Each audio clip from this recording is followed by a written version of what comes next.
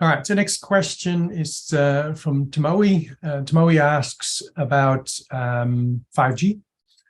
In relation to the 5G bands, there's frequency referred to as millimeter waves. And Tomoe's listing some frequencies. Is it something we should be worried about? Welcome to the GEOVITAL Academy. I'm excited that you're here.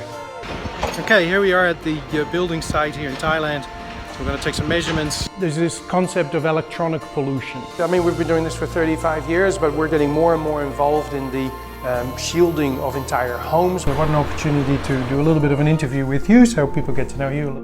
This is Patrick Vandenberg, your global radiation specialist.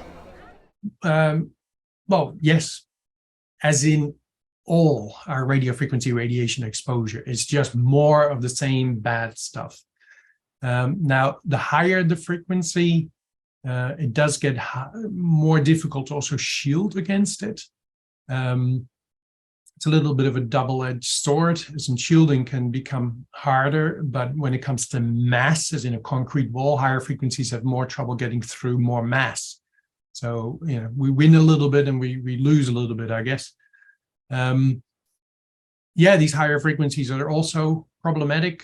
Traditionally, higher frequencies are linked to damaging the finer organs like brain and eye.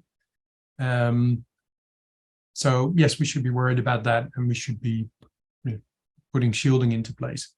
When it comes to shielding and assessing the radiation exposure of these higher frequencies, the assessing of it is more tricky.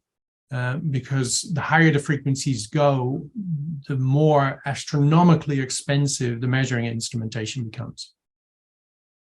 We have the HF field probe, for example, which is this meter, which we put together after using various other meters that allowed us to assess the body for radio frequency radiation.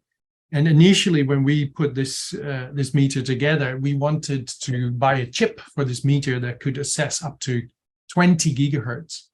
The cost of this chip was astronomical, as in the tens of thousands of euros. And then you still have to build the instrument around it, right? So, I mean, by the time a consultant would have to buy these meters, you know, they'd be astronomically expensive. And then it's only up to 20 gigahertz. I mean, these are bespoke products. The chips for that would be made, each one on order. It's very expensive stuff. And then you still don't have the full story because it still goes on, you know, above 20 gigahertz. Even if you had a meter that goes up to 40 gigahertz, I mean, you're looking, you know, if you're wanting to buy a meter like that, and not even talking one that can assess the body, one that just looks at the air, you're looking, I think, at about 40,000, or in US dollars, probably $30,000 for this meter. And then you only go up to 40 gigahertz. Right, and I mean, telecommunications uses 60 gigahertz. That one's particularly problematic, and also much higher than that. My calculations could be off, but I think technically the millimeter wave starts at 300 gigahertz. So we're not quite there yet, but with 6G being in development already, planned for introduction in 2030, it would probably be earlier. They will be using, they're going from gigahertz to terahertz. We're going way, way beyond that. So I mentioned 60 gigahertz was specifically problematic.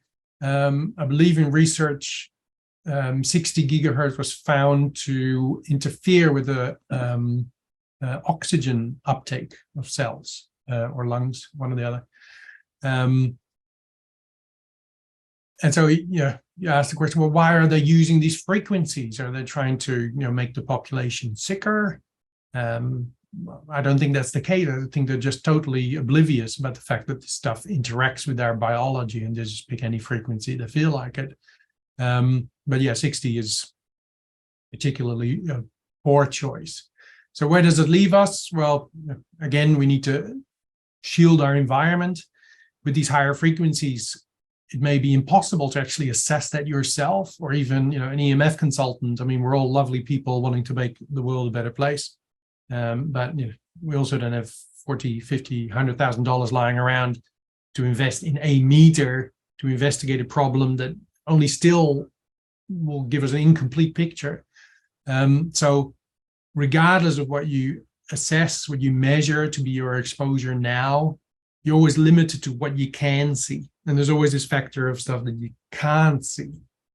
And so you have to make a judgment call, as in, well, where is my level now? If the level that I'm witnessing on my meter is already telling me that shielding should be put into place, well, I think you should be putting shielding into place, right? Because you have that and the unknown. If you have a level that says, you seem to be okay for the moment, well, you should contemplate the fact, okay, well, that is from what I can see. There's still stuff that I can't assess, can't measure. Maybe I should shield anyway.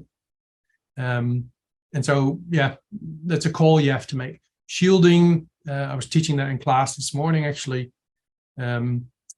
It's like a layer of T98 shielding paint brings you 7 years back in time. So at the moment, we're in 2023. So if we go 7 years back in time, we're in 2016, right? What our radio frequency radiation exposure was in 2016, that's sort of what you get if you do one layer of shielding.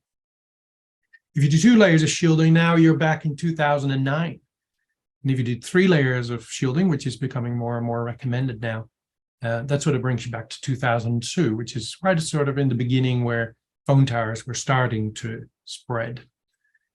So that works that way for back in time. But of course, if you let's say your exposure is not dramatic at the moment, as in not good, should be shielded against, but not astronomically terrible, horrible, you might say, okay, 2 layers will suffice.